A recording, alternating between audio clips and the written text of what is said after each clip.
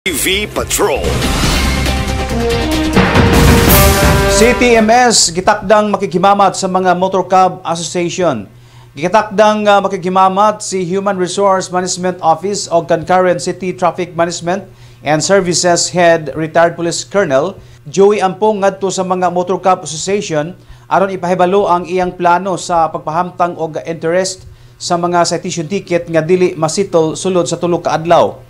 Siya nagkanayon nga ang iyang pagkikimamat puhon sa grupo sa mga driver sa kinika lakang aron mapahibalo daan ang grupo sa sugyot balaodnon nga iyang iduso ngadto sa konseho labi na sa committee chairmanship ni Honorable Archie Romero ang Committee on Public Utilities.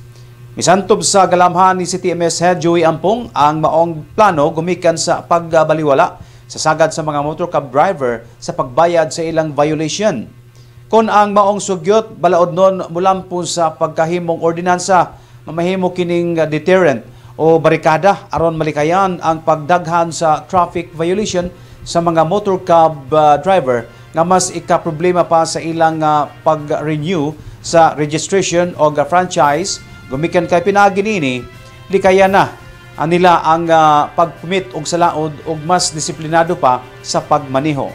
So remember, kung approve niya akong plano, this is income generating. Kung citation ticket din pero income generating ni dagdag sa atong panudlanan sa atong syudad.